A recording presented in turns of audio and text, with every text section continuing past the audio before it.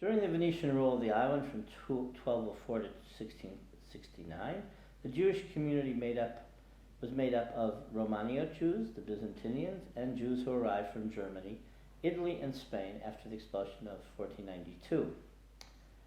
From Germany, they were expelled during the Black Plague, from Hungary, from Bavaria, etc., etc. Jews from the Arab countries also settled in the Cretan town of Cannae. The Jews of Crete numbered nearly 1,200, and they lived mainly in the ports of Candia, Cannae, and Rethymnon. However, they were forced by the authorities to live in certain quarters, to wear a mark of identification on their garments, and to mark their houses.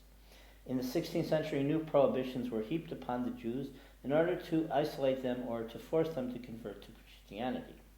They were also forbidden to keep real estate. At that time, there were 4 synagogues in the town of Candia, which is Heraklion today, which was known as a spiritual center.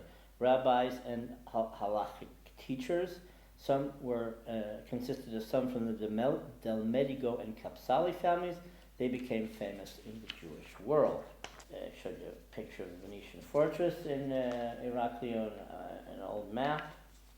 Venice acquired Crete by purchase in 1207 as part of her share in the partition of the Byzantine Empire following the sack of Constantinople by the participants in the Fourth Crusade of 1204. Not long after the incorporation of the island into the Venetian Maritime Empire, Cretan Jews began to enjoy at least some of the positive aspects of the resulting expansion of trade. They were placed for the first time on an equal footing with the Greek Orthodox Christians because the Venetians, being Latin, looked upon the latter as schismatics, if not heretics. Certainly, whatever ill will was felt by the Orthodox toward Jews was exacerbated by this. Another Candiote Jew worth mentioning is Elias ben Moise del Medigo, a Talmudist and philosopher born in Candia in 1460 and died in 1497. While still relatively young, he took up the position at the University of Padua, where one of his students was Pico della Mirandola. His son Joseph Roffet became a famous physician, astronomer, philosopher, and mathematician. He was one of the early students of Galileo.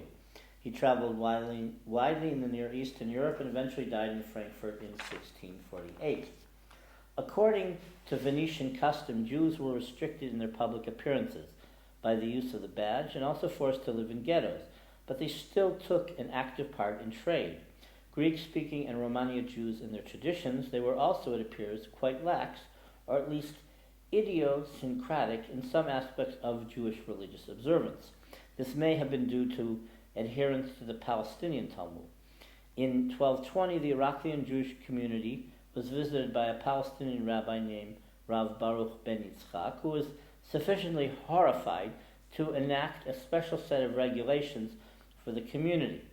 These Takanot Candia are well known and are one of the main sources of information about the Cretan Jews of this time. They had decayed to such an extent that they went to taverns, intermarried with Christian women, and they needed this regularization to come back to strict Orthodox and Rabbinic Judaism. Life under the Venetians was not without difficulties, and Jews found themselves caught in the middle of the intense animosity that existed initially between the Cretans and the Venetians. By 1215, not only was the badge required on external garments, signs also were required on the doors of their houses. This was an indication that the Jews could do business outside the ghetto. Cretan Christians were also discriminated by the Venetians, who exploited the island in colonial fashion. In 1364, a massive uprising took place that almost succeeded in breaking the Venetian hold on the island. At Castel Nuovo, the entire community of Jews was killed.